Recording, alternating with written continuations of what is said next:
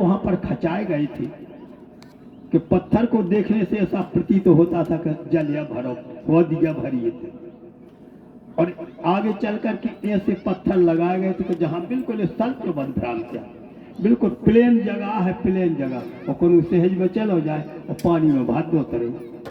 तो ऐसे ही दुर्योधन गए, तो जहां वो पत्थरा देखो करिए तो जल या भरो, जल भरो, तो अपने वस्त्र ऊपर कर लेने, खूटी सी चढ़ा लाई, और जब खूटी सी चढ़ाई, जब पांव धरो तो बिल्कुल धरती में, तो उसी समय आज जो है देखने वाले लोग कहे कि बताओ गजब हो गए, खोका दिखा नहीं रहा, पथरा है और ये खूटी चढ़ा रहे तन्नक और अंगारे पहुंचे से उते हती हो दी, पत्थर देखने में बिल्कुल है प्लेन दिखा रहा तो, और जिस सहज में चले जा रहे थे ने खूटी चढ़ा ने कछू तो होदी में जाकर बस तड़ाम उतरी।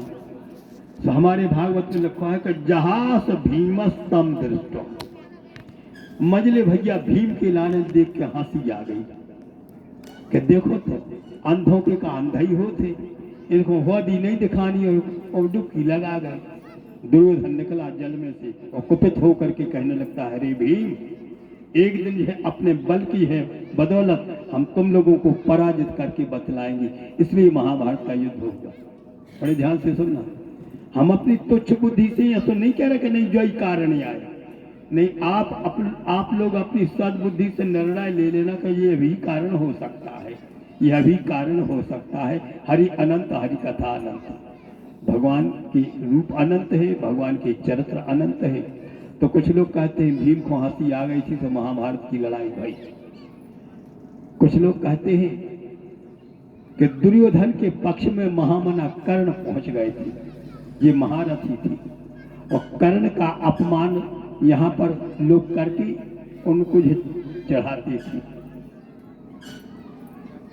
इनको सूत पुत्र कह करके लोग पुकारते थे।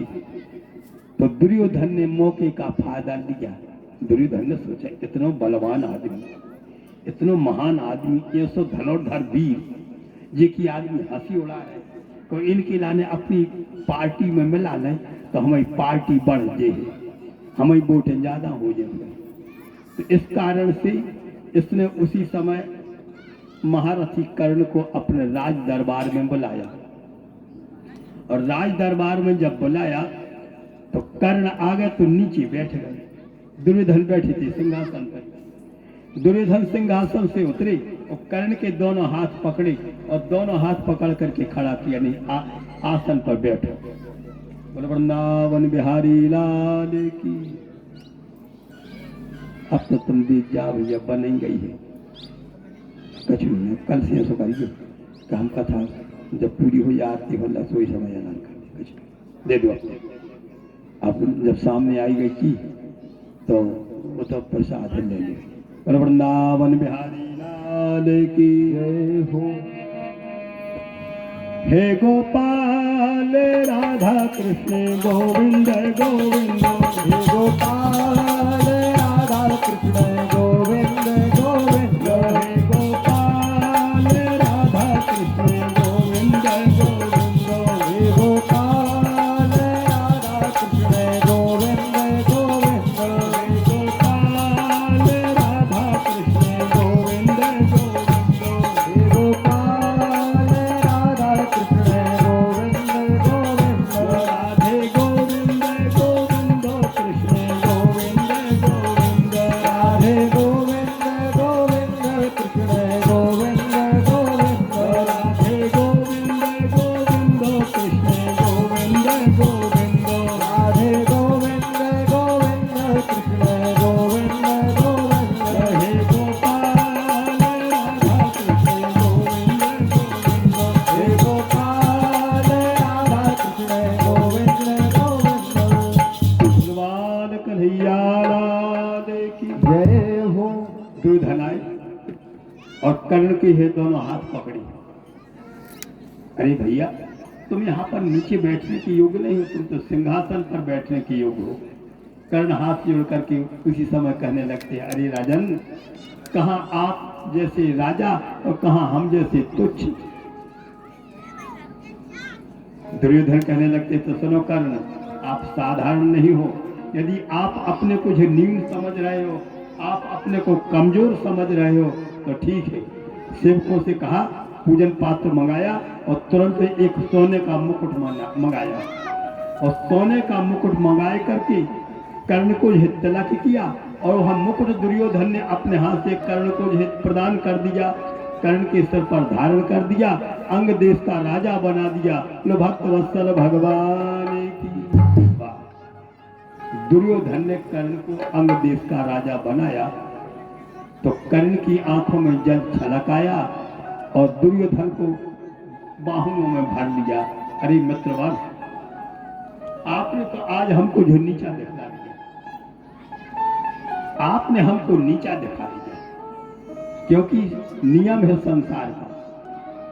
व्यक्ति कितने बड़ो काय न हो गए, कितने धनवान हो गए, कितने पद प्रतिष्ठावान हो गए, लेकिन जब किसी से लेता है वह व्यक्ति तो उसको झुकना पड़ता है और जो देता है उसकी है और आंखें ऊंची हो जाती है। आप तो अनुभव करिए, कितना बड़ी मंत्री हो में, कितना बड़ी नेता हो में, जब आपकी दूर में आ उठे और जब आपसे कहते भैया फलाने देना गिनने हैं, अच्छा सही बताओ, बिन नंबर बना थे कि नहीं बना थे? कितने बड़ो आदमी हो गए, लेकिन उसको नीचा देखना पड़ेगा। जो देने वाला हुआ तो बड़ा हो ही जाता है, भले वो गरीब है। तुमने कही हम जो काम करवाने है साहब, हमें जो काम करवाने है तो आप 10 कप कर दी। अब साहब बैठे कुर्सी पे, पद मिलो ही है उनकी लाने, बेकन लगे भैया यहाँ से 10 कप नहीं हो रहा है। गरीब आदमी बोलो कैसे हुई, बोले 10 लाख हैं पूरे 10, 5 दूनी 10, 10,000 हो तो हम 10 का कर दें। वो कहना हम बिल्कुल गरीब आदमी है, क्या कर जाए, मेहनत मजदूरी करके काम कर रहे हैं, लेकिन 10 का तो आपने कर तो हमारा कागज पक्को ने मानो जे है तो आप कर दी 10 क्या तो नहीं, 10,000 ले हैं तो आप भाई बिल्कुल सिग्नेचर कर दें, 10 का कर दें। ले बेचारी गरीब आदमी ने मांग चूम के कर्जा मांग के और कर व्यवस्था बनाई। एक साधारण हो गरीब और बड़े साहब बैठे हैं कुर्सी पे, चश्मा लगाए, और जब उसने जाकर के कहा बड़े साहब ये है 10,000 रुपया, आप तो कर दे 10 का, अब तो हमारा कागज पक्को बन जाए। इतने जने बैठे, सही बताओ, जब उस गरीब के सामने जो रुपया लिए और अपने हाथ में और कहा लो साहब, तो नीचे हाथ कौन के भाई भैया, बड़े साहब के गरीब के, और वृंदावन में हरी लाल की। हाथ बढ़ाए, जो देने वाला हुआ बड़ा हो गया और लेने वाला इतना बड़ा हो करके भी छोटा हो गया। ऐसे महामना बलवान कर्ण, जब दुर्योधन ने अंग देश का राज्य प्रदान किया, दुर्योधन ने कर्ण को राजा बनाया, तो कर्ण की दृष्टि नीची हो गई और उसने प्रतिज्ञा की थी, जब तक तन में प्राण रहे, जब तक तन में प्राण रहे, तुम्हारो संग न छोड़ूंगा, जब तक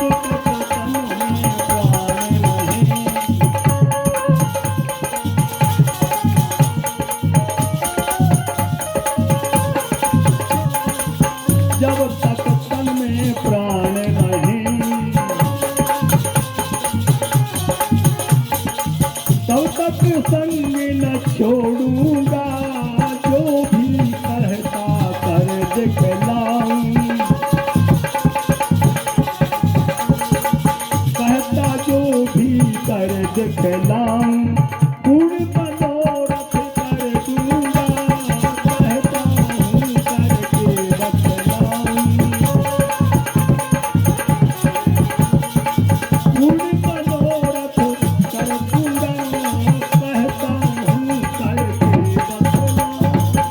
सज्जनों, ये विशेषता थी, जिसके द्वारा ले लिया जाता है उसको झुकना पड़ता है।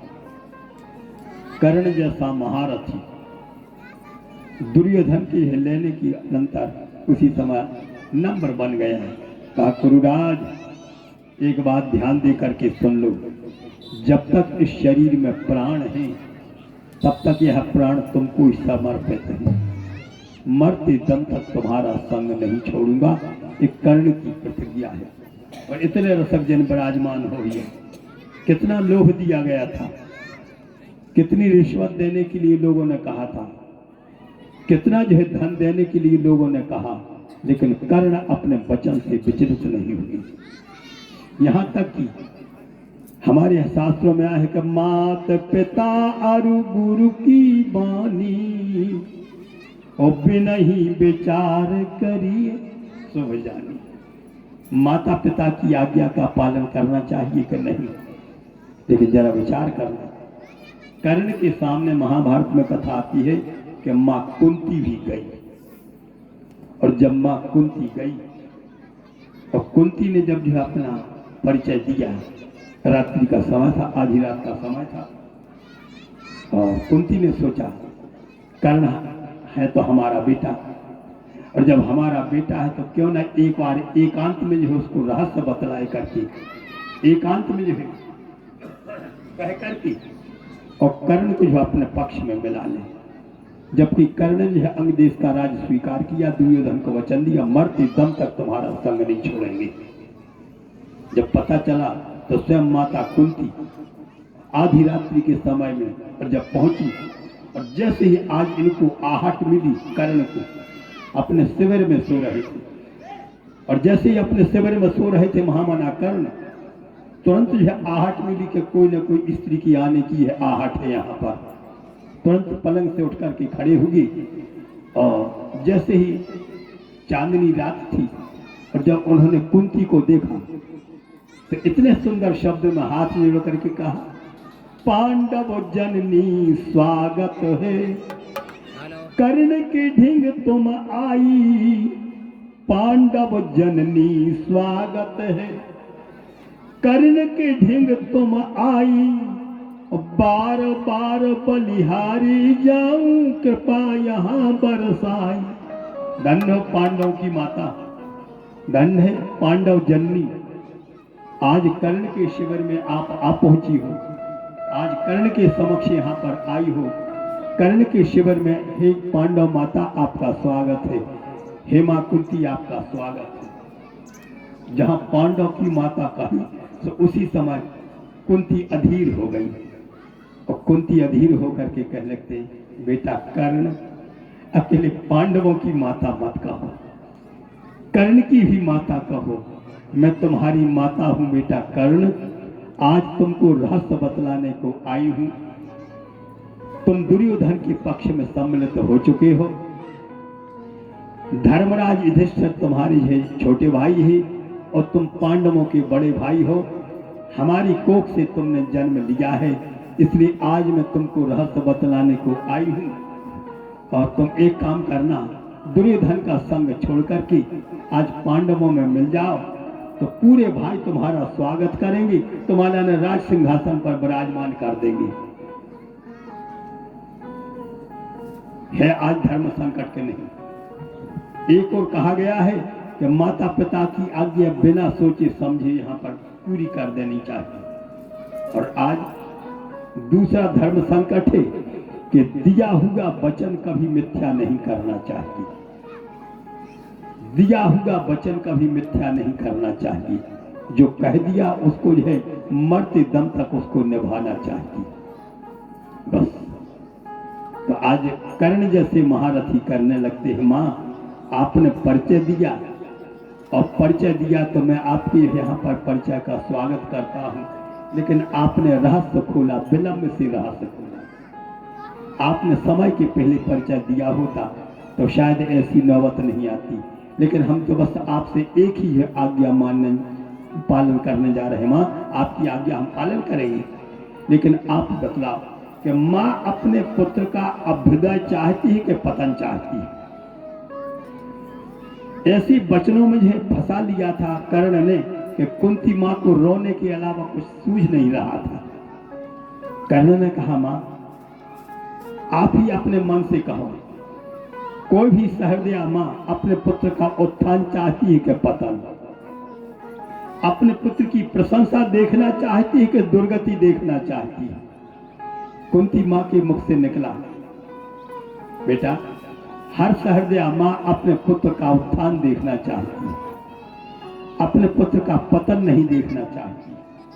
तो कर्ण ने कहा, माँ जब आप ही कहने जा रही हो कि हर सहृदया माँ अपने पुत्र का उत्थान देखना चाहती है, तो सुनो माँ, यदि मैं कौरवों का पक्ष छोड़ करके आपके पक्ष में मिल गया तो हमारा पतन हो जाएगा, लोग निंदा करेंगे।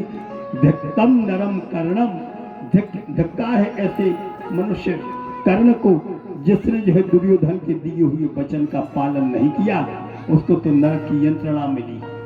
तो तुम्हारे पुत्र का अपयश होगा, और यदि अपयश होगा तो मां आप ही बतलाओ, तुमको अच्छा लगेगा? कुत्ती फफक करके रो पड़ी और कहने लगती, बेटा अब जो होना था वो तो हो गया, लेकिन मैं तुम्हारा पतन नहीं देखना चाहती हूँ, मैं तुम्हारी प्रशंसा को जो यहाँ पर बरकरार रखना चाहती हूँ।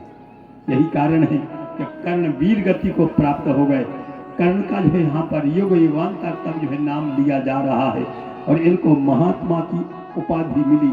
महांस चासौ आत्मा सह महात्मा, महाभारत के प्राण महात्मा कर्ण कहे जाते हैं। धन्य है कर्ण की आज यहाँ पर और लोकप्रियता, धर्म प्रियता, न्याय प्रियता और मित्र की है, मैत्री की है प्रियता। प्रिय श्रोता बंधुओं, इस प्रकार से आज है कुंती ने जब सुना तो कुंती रो रही थी, बेटा तो क्या करना।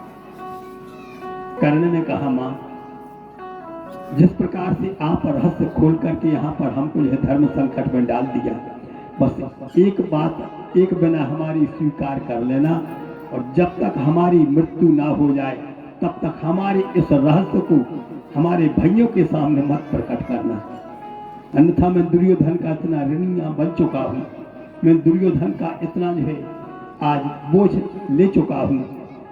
यदि आपने रहस्य खोल दिया तो बिना लड़े धर्मराज युधिष्ठिर हमारा ने पूर्व अधिकार सौंप दे, और यदि हमको अधिकार सौंप देंगे तो हम भी दुर्योधन के इतने ऋणी हैं कि पूरा अधिकार लेकर दुर्योधन को सौंप दें, और जब दुर्योधन को सौंप देंगे तो आज हमारे भाई लोग, हमारे भ्रातागण इसी प्रकार से है फुटपाथ पर पड़े रहेंगे, जंगलों में पड़े रहेंगे। तो मां हम नहीं चाहते हैं, हमारा जीवन तो नष्ट होगा सो होगा, लेकिन हम अपने भाइयों के जीवन को जो यहाँ पर नष्ट नहीं देखना चाहते हैं। वृंदावन बिहारी लाल की जय हो। ये है भ्रातृप्रेम। प्रिय साथियों, एक कारण यह भी कि महामना कर्ण पांडवों के यहाँ पर पक्ष को त्याग करके दुर्योधन के पक्ष में मिले, इसलिए महाभारत का युद्ध होगा। अन्यथा दुर्योधन में इतनी सामर्थ्य नहीं थी, दुर्योधन में इतनी शक्ति नहीं थी कि कौरवों से मुकाबला कर सके। दुर्योधन में जो है यहाँ पर ताकत नहीं थी कि पांडवों का जो है यहाँ पर सामना कर सके। कौरव पांडवों का युद्ध इसी का जो है परिचायक है कि एक और धर्म है और एक और अधर्म है। जहाँ धर्म होता है वहाँ पर भगवान का जो वास होता है, और जहाँ अधर्म होता है भगवान उसका त्याग कर देते हैं, और धर्म की विजय आज से नहीं अनादिकाल से होती चली आ रही है। तो प्रिय श्रोता बंधुओं, इस प्रकार से आप लोग यहाँ पर श्रवण करने जा रहे हो। कुंती माता को जो विवश होकर के लौटना पड़ा। ये मत समझना कि यही कारण हो सकता है, महाभारत के युद्ध के अनेक अनेक कारण हैं। एक कारण और समझ लो, इसके पश्चात यह आज की कथा का जो विराम होगा। एक कारण और आप लोग बड़े ध्यान से सुनना। जिस समय गांधार राज की पुत्री गांधारी का जो विवाह होने जा रहा था, उस समय गांधारी का एक भाई था जिसका नाम था शकुनी। शकुनी ने जिससे ही यहाँ जिस प्रकार से अपनी बहन की दशा देखी तो हरे मंडप के नीचे उसके आंसू छलक आए थे, और उसने हरे मंडप के नीचे प्रतिज्ञा की थी कि हमारी बहन के साथ में जो यहाँ पर अन्याय होने जा रहा है, बल की बदौलत। ऐ दुनिया वालों, कान खोल करके सुन लेना कि जब तक मैं अपने भांजों को यहाँ पर बर्बाद नहीं कर दूंगा तब तक जो है बहन का भाई शकुनी नहीं माना जाएगा। बोलो वृंदावन बिहारी लाल की। बात समझ में आ गई?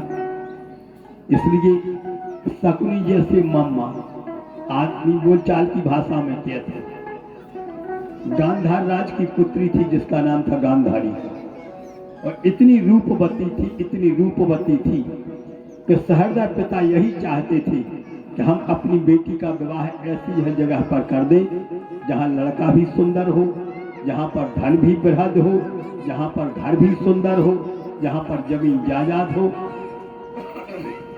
और हर सहरदा पिता की एक चाह होती कि जो घर बरे को ले होए अनूपा,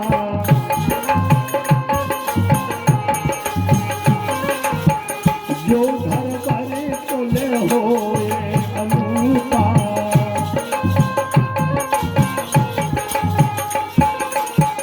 जो घर बरे को ले होए अनूपा, जो घर बरे को ले,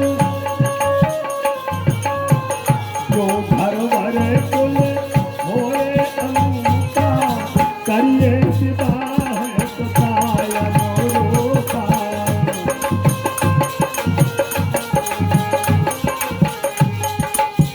करिए विवाह सताया नौरोपा, हम अपनी बेटी को, हम अपनी बेटी को पाऊं, हर पल हर क्षण सुखी बनाऊं, हर पल हर क्षण सुखी बनाऊं। गांधार राज का जो यहाँ पर मनोरथ था, महाराज राजा विचार करते थे कि हम अपनी प्रिय पुत्री गांधारी के लाने जहाँ पर योग घर वर और कुल होगा वहां पर जाकर के यह विवाह संस्कार करेंगे। अच्छा, दुर्भाग्य की बात, पहले के राजा महाराजा लोग गुप्त रूप में भ्रमण करते थे। अंदाज करिए आप, पहले के राजा महाराजा लोग गुप्त रूप में भ्रमण करते थे, गुप्तचर भी भ्रमण कराते थे और उनसे पता लगवाते थे। तो महाराज धृतराष्ट्र राजा जरूर थे, लेकिन विवाह से हीन से विवाह होगा नहीं था। और उस समय संरक्षण करने जा रहे थे दादा भीष्म। आप लोगों ने पितामह भीष्म का नाम सुना होगा, जिन्होंने दुर्योधन की तरफ से 10 दिन तक सेनापति का जो पदभार संभाला, 10 दिन तक के जो सेनापतित्व का जो ताज रखा था महाराज पितामह भीष्म ने। तो भीष्म उस समय है कुरुकुल की सुरक्षा में तैनात थे। गुप्तचर लोग भ्रमण करते रहते थे, गुप्तचर लोग घूमते रहते थे, कौन प्रजा कौन सी के प्रति किसके प्रति आज यहाँ पर वार्तालाप करने जा रही है। अब घर घर की बातें तो आ गई। ये कहावत है कि दीवालों के सोई कान होते। इतने जने बैठे हो, घर में बैठियो और कहूँ खुसर पुसर कर रहे हो तो जोर से न करके भैया कान खोल कर सुन लीजिए।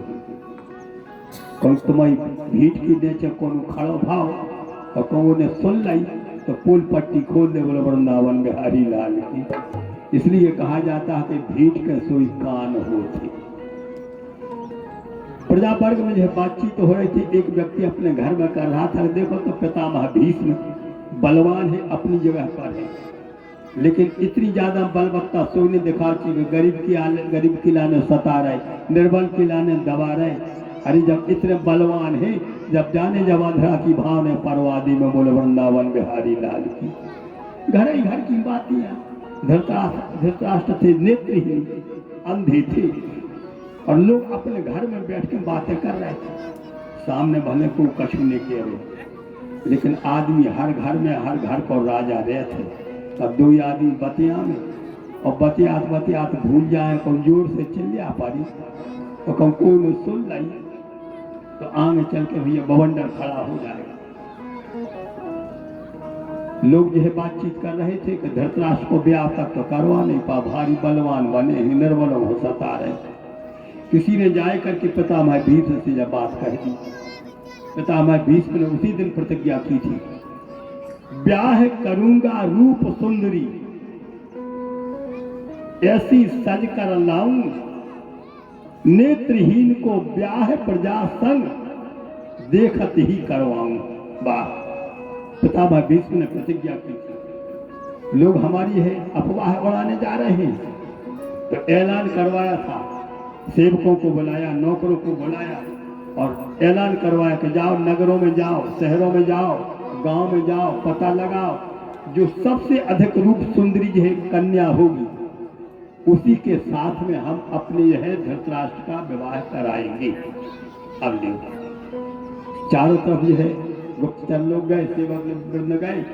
किसी ने आ करके कह दिया गांधार राज के यहाँ पर एक बेटी है जिसका नाम है गांधारी, और गांधारी जैसी रूपवती, गांधारी जैसी रूप सुंदरी और वो कोई दूसरी नहीं। पितामह भीष्म ने पत्र लिखा और गांधार राज को, राजन आपन कुशल को जो यहाँ चाहो और पुत्री को यहाँ ब्याह कराओ।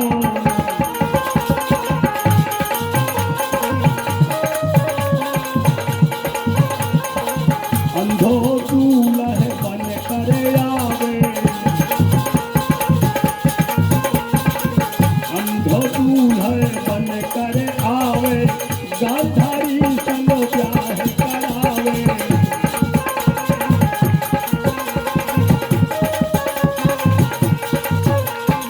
आज्ञा हमरी ना तुम मानी, आज्ञा हमरी ना तुम मानी, लड़ने को अब यहाँ पर पानी।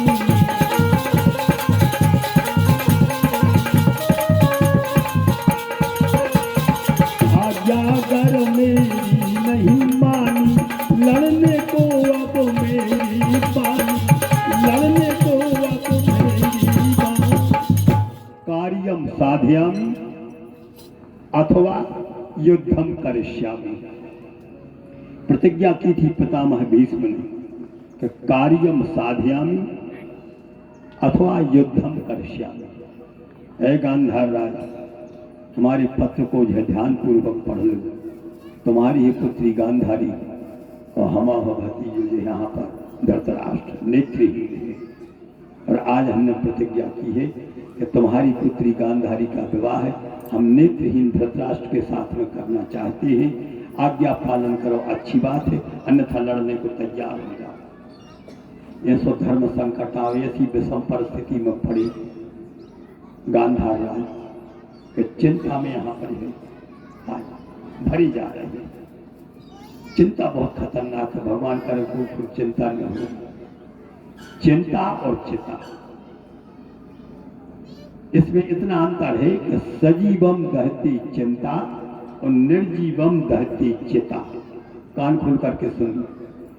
चिता तो मात्र पार्थिव शरीर को, निर्जीव को जलाती है, लेकिन चिंता बिल्कुल है जीवित व्यक्ति को खोखला कर देती। अनुभव कर लेना।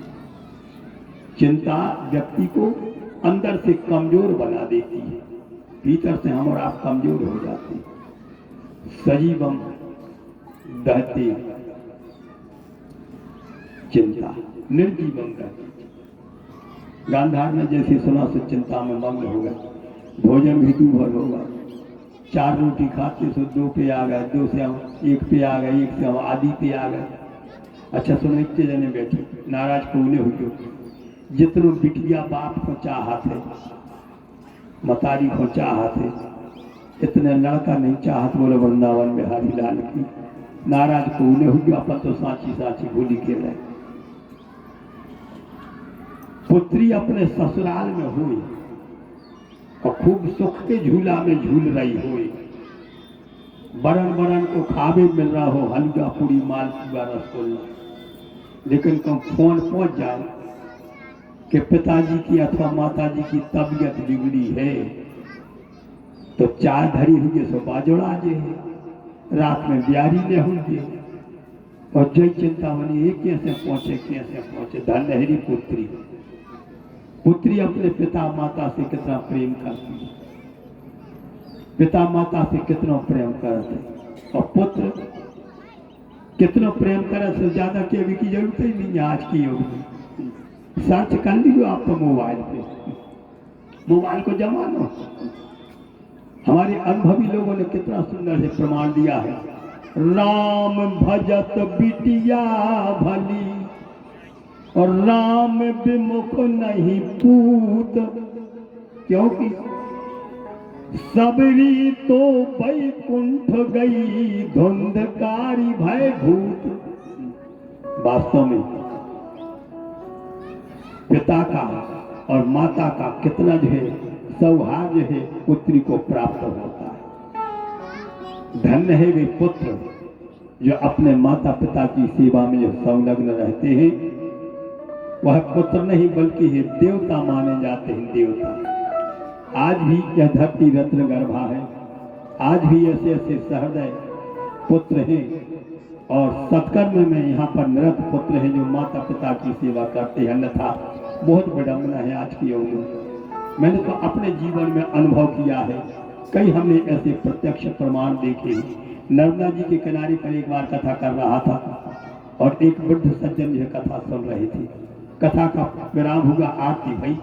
वे वृद्ध सज्जन आज से बिल्कुल पाँव पर के हम इससे तो लपट गए। गुरु जी आज तो आपने हमारा मन की कथा सुना दी, हमारे घर में धुंधकारी। तन्ना खमनी तरीके देखे बेटा जाओ गंगे बनी है थोड़ी सी हरे आई पटा लिया उसे धरी थी कोलारी। मैं लगे तो हमारा मूड खराब कर रहा है, कछू हम काम कर रहा है, वो देख रहा तो मुँह आए मूड खराब कर रहा है और उड़े तो धरों को लग गया मार गई। वो तो भगवान की कृपा नर्मदा जी की कृपा भी सज्जन बोले कि हम बगल में हुआ सुबह कोलारी धरती में धस गई और हमने लगा दी दौड़। 2 दिना में आज इतने नर्मदा जी आ पाए हैं। 2 दिना में आ पाए, भगवान की कृपा से भागवत की कथा सुनने को मिल गई। अच्छा विचार करना, ये पुत्र का दायित्व है क्या? ये पुत्र का कर्तव्य है कि जिस पिता ने अंगुली पकड़ करके पुत्र को जो चलना सिखाया, आगे बढ़ना सिखाया, आज उस पिता को यदि कोई ताड़ना देगा तो कितने दुख की बात है, कितना कष्ट होता है। तो सज्जनों, हर सहृदय पिता को अपनी संतान के प्रति जो चिंता होती है। जब गांधारी ने देखा, अपनी जगह पर आ जाओ, गांधारी ने देखा कि हमारे पिताजी नित्य प्रति दुबले होते चले जा रहे हैं, क्या कोई चिंता है? तो जाकर के एक दिन हाथ जोड़ करके पूछा, पिताजी कहा चिंता भगवान मम समक्षी कथा है। पिताजी क्या आपको कोई चिंता है? क्या आपके नाम कोई चिंता है हमारे सामने? कहो। अब बताओ। पिता अपनी पुत्री से कहा दे बिटिया तुम्हारे कारण हमारी चिंता बढ़ रही, न तुम होती न हमारी चिंता होती। लेकिन पिता अपने स्वभाव के कारण पुत्री से नहीं कर सकता, बाद में देखेंगे। लेकिन भैया गांधारी तो गांधारी थी। उसने अपनी सखी को बुलाया और सखी को बुलाए करके उसने कहा कि जाओ हमारे पिताजी से अकेले में पूछो। पिताजी हमें रहस्य बतला नहीं रहे, दिन दूने रात चौगने झसू कर चले जा रहे हैं, चिंता बढ़ती चली जा रही है। आखिर पूछो तो रहस्य क्या है? बस सखी गई और जैसे ही गांधार नरेश से पूछा, राजन एक बात तो बताओ, कुछ समय आप यहाँ पर चिंता में फंसे हुए, कुछ समय से आप यहाँ पर व्याकुल बने हुए हो, आप हमारे प्रति वर्णन करें। चिंता का कारण बतलाओ और ही में शंका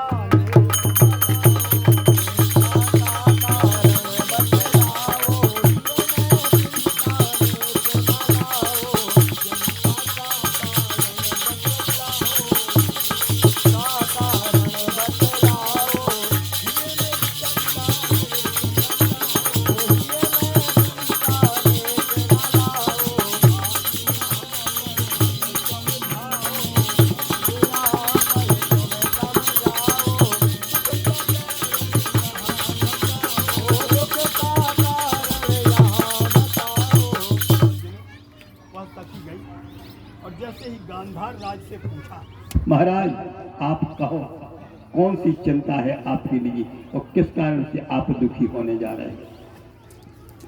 राजा कहने लगते हैं, बेटी क्या बतलाऊं, हम अपनी पुत्री गांधारी के जो विवाह के प्रति जो दुखी है। ऐसी रूप सुंदरी बेटी हमारी कन्या, हमारा विचार था कि हम किसी सर्वगुण संपन्न राजकुमार के साथ में हम अपनी बेटी का विवाह करेंगे। कितने हमारे मन में मनसूबा थी। मैं सोच रहा था कि हम अपनी पुत्री का विवाह योग्य घर में करेंगे, लेकिन उतने हम बलवान हैं नहीं।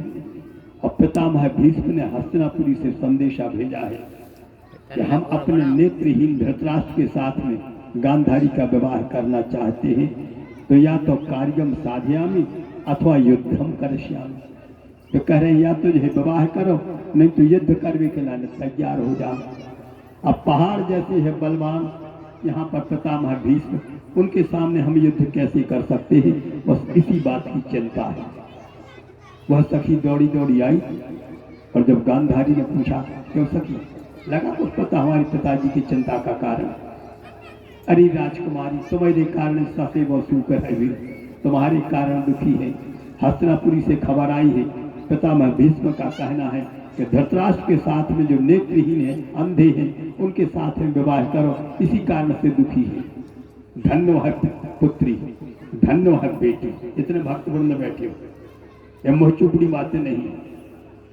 पुत्री अपने पिता से कितना प्रेम करती है, इस महाभारत की कथा को सुनकर के आप लोग ये शिक्षा ग्रहण करना। मैं विरोध नहीं करने जा रहा हूं, न किसी की प्रशंसा करने जा रहा हूं, लेकिन जब गांधारी ने सुना कि हमारे विवाह के कारण और हमारे पिताजी दुखी हो रहे हैं कि सर्वांग सुंदरी गांधारी का विवाह नेत्रहीन के साथ में, अंधे के साथ में कैसे करेगी। धन्य आज गांधारी। सत्वर वहां पर वस्त्र मंगायो और अपनी आंखें पर चढ़वायो।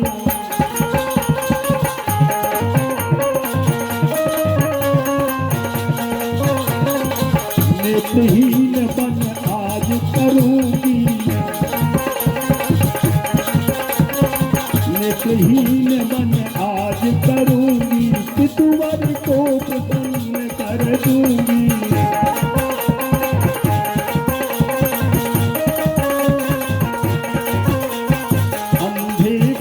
संग ब्याह कराऊं,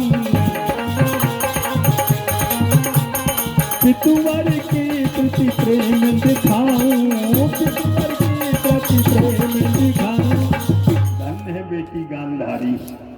साथियों, जैसे ही सखी के द्वारा रहस्य पता चला, गांधार राज की बेटी गांधारी ने एक काली पट्टी मंगवाई, काला वस्त्र मंगवाया और काला वस्त्र मंगवा करके उसी समय उसकी पट्टी बनाई और उसी दिन अपनी आंखों के ऊपर बांध ली।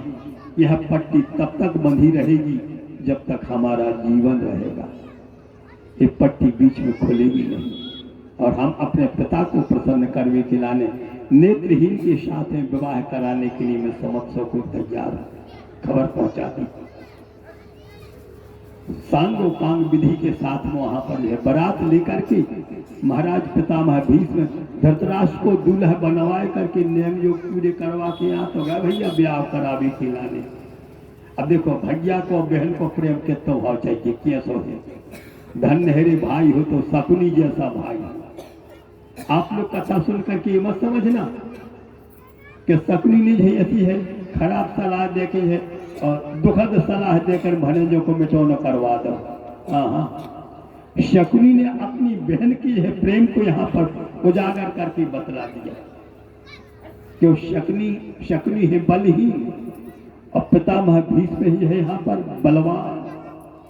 तो जिस समय पे जो है आज अंधे दूल्हे के साथ में जो है भावने पड़ रही थी, तो भैया शकुनी फपक के रो पड़ो, काश पितामह भीष्म जैसे बलवान हम होते तो अंधे के साथ में हम अपनी बहन को ब्याह न होने देते, हम तो रोक देते और अपनी बहन का विवाह सर्वांग सुंदर योग्य दूल्हे के साथ में करती। लेकिन विवश है हे दैव, क्या दृश्य देखने को हमको मिल रहा है। हमारी सर्वांग सुंदरी बहन और आज अंधे के साथ में आज उसके पल्ले पड़ने जा रही है। शकुनी रो रहा था और रो करके उसने जल लिया हरे मंडप के नीचे कि भले ही हमारी बहन है, जब बहन की संतान होगी भले भी भले होंगे, लेकिन जब तक हमने अपनी जिंदगी में सामने मिटौना न करवा दो तो हमसे गांधारी के भैया ने कहा बोले वृंदावन बिहारी लाल की। ये है बहन का और भाई का प्रेम। तो ऐसी है सलाह देता था शकुनी। सही रास्ता कौन धराई भने भैया के लाने।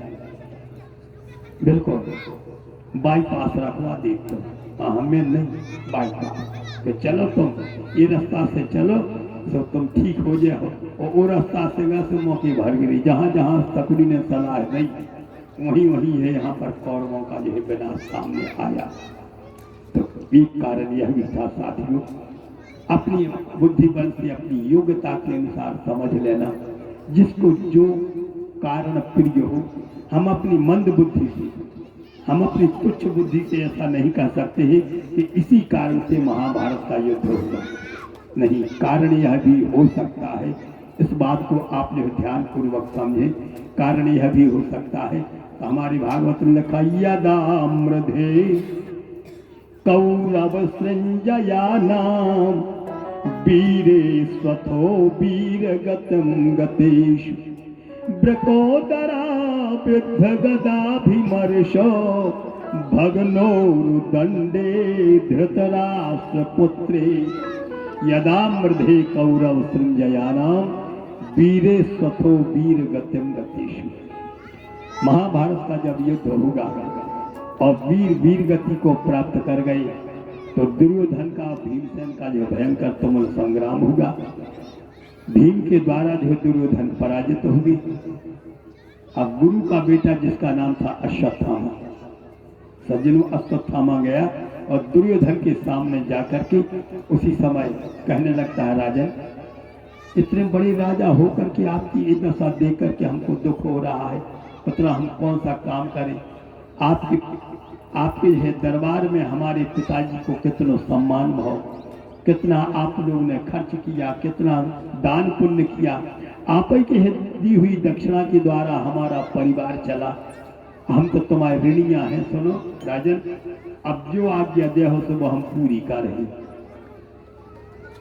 दुर्योधन को हंसी आ गई, अरे गुरुपुत्र आज ऐसी बढ़ चढ़ करके बातें कर रहे हो, अब हम तो हमारा तो अंतिम समय चल रहा है, एक बार अपनी आंखों के सामने मृतक शत्रुओं की मस्तक देखना चाहिए, कौन बड़ी सी बात।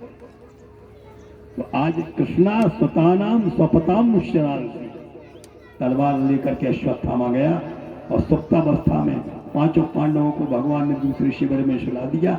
खाली यह पलंग पड़ी थी, द्रौपदी अपने पुत्रों को सुला दिया। अश्वत्थामा आया और रात्रि के अंधकार में इसने आव गिनाना था, पांचों यह पांडवों के मस्तक यहाँ पर यही पांडवों की बालकी के मस्तक छीन गई। प्रातः होते हुए वहां पर पहुंचा। जब दुर्योधन को पता चला कि हमारे शत्रु मारे गए, तो कहा भीम का मस्तक दे दो जिसने हमारी दुर्दशा की। ये मोटा सा बड़ा सा मस्तक था, दुर्योधन की हथेली में दिया और जब इसके हाथों में आया तो उसने मसला तो उसी समय पिस गया, आंसू छलक आए। अरे गुरुपुत्र, तूने शत्रुओं को नहीं मारा, तूने तो हमारा वंश ही यहाँ पर जो चौपट कर दिया, तुमने तो हमारा वंश ही यहाँ पर विच्छेद कर दिया, तुमने तो पांडव पुत्रों को यहाँ पर मार डाला, निरपराध शिशुओं का तुमने वध कर दिया। अश्वत्थामा भी घबरा गया, दुर्योधन के प्राण पखेरु उड़े। उसी समय आज अर्जुन को पता चला तो अर्जुन अश्वत्थामा को मारने को दौड़े, रास्ते में पकड़ लिया। भगवान ने उसी समय जो उसको उपदेश दिया, ब्रह्मास्त्र का शमन करो, अजानन संहारो प्राणबाध उपस्थिति। संकट के समय ब्रह्मास्त्र का प्रयोग किया था किसने? मुझे अश्वत्थामा ने, लेकिन लौटने की कला उसके पास में थी नहीं। अर्जुन ने दोनों अस्त्रों का शमन किया, अश्वत्थामा को पकड़ लिया और जैसे ही पकड़ा उसी समय मारना चाहते थे। भगवान ने कहा ब्राह्मण को जो है शरीर दंड नहीं दिया जाता, वपनम द्रविणादानम स्थानान्निर्यापणम तथा एष ही ब्रह्म बंधूनाम बधो नान्योऽस्ति दैहिकः। कहते हैं ब्राह्मण को शरीर का दंड नहीं देना चाहिए, ब्राह्मण का अपमान करने से ब्राह्मण मरे के तुल्य माना जाता है। इसलिए तुम इसका तेज निकालो। मणि छीन ली थी और मणि छीन ली, इसके पश्चात अश्वत्थामा को छोड़ दिया। लेकिन अश्वत्थामा बौख लगा, उसने कहा अब मगर हम पांडवों का जो विच्छेद करके रहेंगे। महाभारत का युद्ध जब पूरा हुआ, धर्मराज युधिष्ठिर को राज्याधिकार प्राप्त हो गया। विचार किया अब जो है आपन द्वारिका नगर में जाऊं, आपन द्वारिका नगर में जाऊं, भक्तों को कारज पूर्ण कराऊं।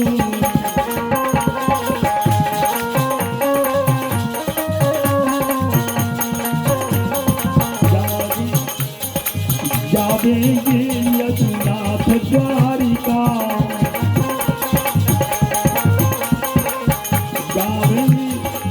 जावेंगे श्री कृष्ण द्वारिका, जावेंगे श्री कृष्ण द्वारिका, गायन करते सुख अरुसारिका।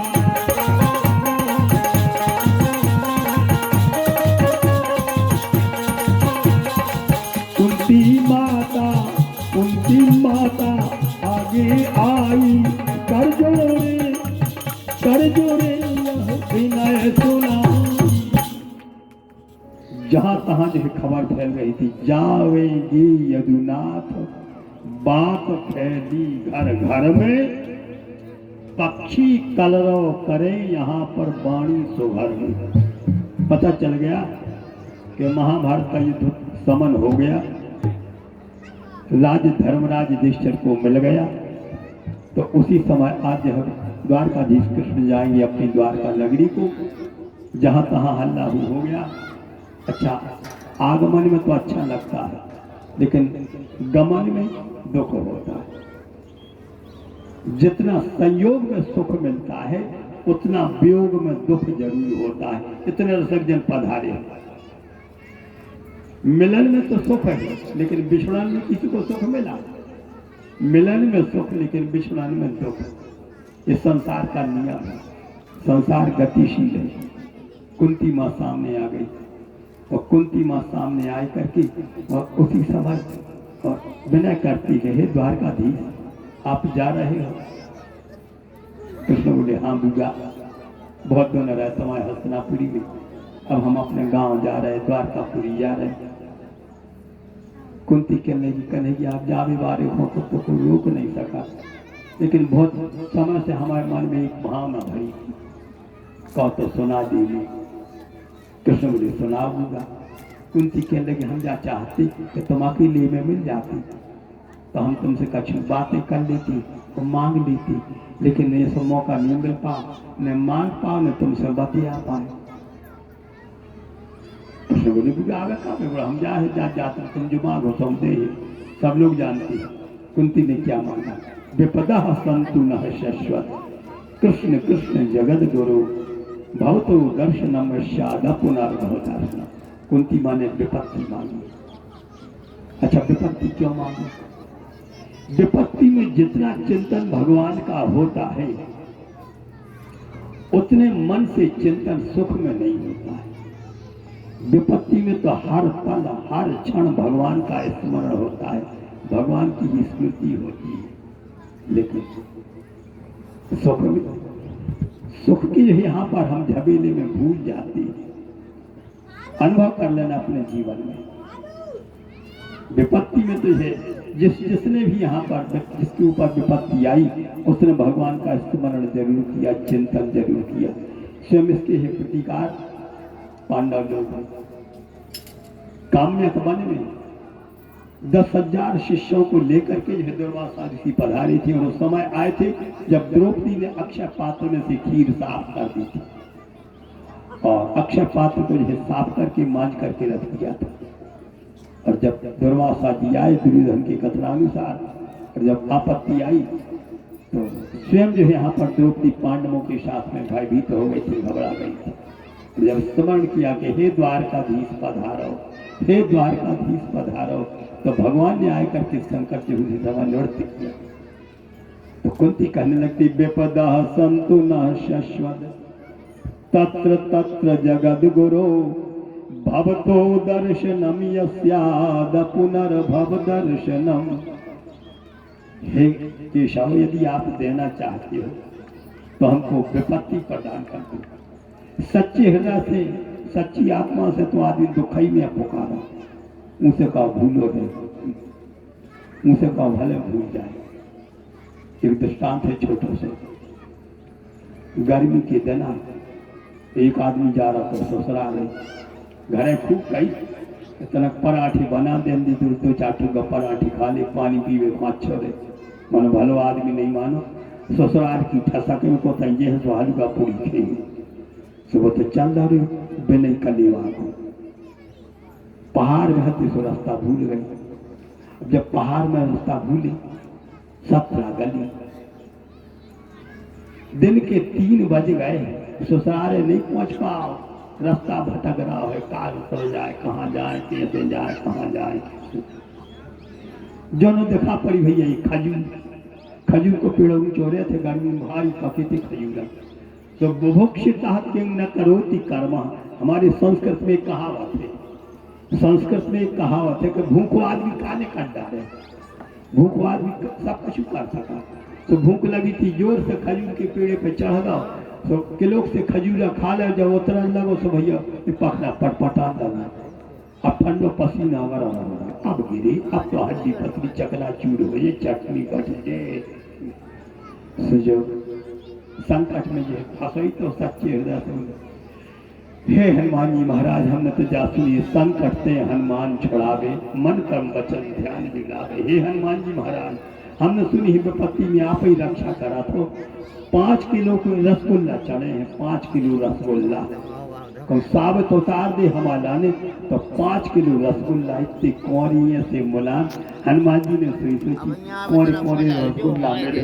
देखो आंदोली ताकत ने दे दी तो जो पखना पटपटा रही थी तो इतना कर्रे से हो गए 5 किलो रसगुल्ला तो बहुत हाल था सुबह बेकर्रे हो गए पखना धीरे धीरे उतर अध बीच में आ गए जब बीच में आ जगह ले चौक ऊपर देखो जय हो हनुमान जी महाराज बहुत कृपा करी जाकर सही सलामत हमें उतारे दे रहे हैं मनो महाराज जल्दी में बोलना बदना ज्यादा हो गई खोवा भी महंगो शक्कर भी महंगी और बना बसोई महंगो बनवैया को महंगो ले महाराज 5 किलो रसगुल्ला तो ज्यादा हो जाए हनुमान जी महाराज 1 किलो चढ़ा दे हनुमान जी ने सोची गाय धान से आ दो सही सफर देखता का सफर उतरन लगो जी और जब जो धरती में उतरो तो कहते हे हनुमान जी महाराज भान कृपा करी सही सलामत उतार दो जी कान पकड़ी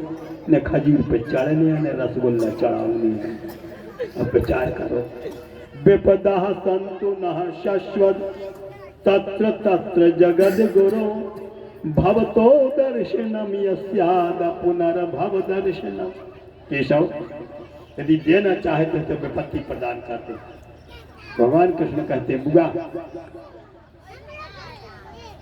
मैं अपने भक्त को दुखी नहीं देखना चाहता हूं लेकिन यदि मांग रही हो तो हम इतना जरूर है आशीर्वाद दे करके जा रहे हैं बुआ कि जब जब भी तुम हमारा स्मरण करोगी जब जब भी तुम हमारा चिंतन करोगी हम तुम्हारे समक्ष जरूर आ जाएंगे और लोगों की इच्छा तो उस समय फिर रुक गए भगवान ने जय मृतक वीरों के निमित्त जय जलांजलि प्रदान करी अभिमन्यु वीर गति को प्राप्त हो गए थी उनकी पत्नी उत्तरा गर्भवती थी अश्वत्थामा ने ब्रह्मास्त्र का प्रयोग किया लेकिन जिनकी रक्षा करने वाले भगवान हो उसको विनाश कर सका थे उसको मार सका थे तो श्रोता बंधु भगवान ने सुदर्शन चक्र के द्वारा उस पौत्र बंधु की रक्षा करी और रोहिणी नक्षत्र था ऐसे सुंदर है अवसर में भगवान ने उत्तरा की कोख से पुत्र की प्राप्ति कराई सेवकों ने जाकर करके समाचार दिया धर्मराज युधिष्ठिर को महाराज आपकी पौत्र वधु जिसका नाम है उत्तरा पौत्र रत्न की प्राप्ति हुई है वेद में ब्राह्मणों को बुलाया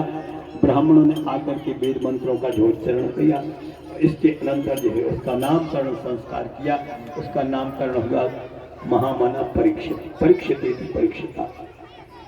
का जो है लालन पालन जो है धर्मराज युधिष्ठिर ने किया इनका विवाह संस्कार हुआ बड़े होने पर इनको राज्याधिकार मिला कल की कथा में आप लोग श्रवण करेंगे कि राज किस प्रकार से दिया और धर्मराज युधिष्ठिर को क्या करना चाहिए जीवन यात्रा में इन अन्य रहस्य कारणों को आप कल की कथा में श्रवण करोगे आज का ये पावन चरित्र भगवत चरणारविंद में समर्पण इस प्रकार से महाराज परीक्षित को यह प्राप्ति है प्राप्ति होती है कैसे इनका राजकाज चलता है समय का ध्यान रखेंगे हमारे सभी नैतिक श्रोता बंधु 2 बजे से आप लोग पधारे और जितना अवसर जितना समय हमको यहाँ पर प्राप्त होने जा रहा है उस प्रकार से देश काल की स्थिति के अनुसार हमारे प्रिय श्रोता बंधुओं बड़े प्रेमियों के साथ में आप लोग भगवत कथा का रसास्वादन करने जा रहे हो। प्रेम से 2 बार हरि नाम संकीर्तन करना और इसके पश्चात आप लोग जो है आरती प्रसाद के पश्चात अपने घर को जाएंगे। धन्य भाग वृंदावन में जय हो नटवर नागर नंदा भजरे मन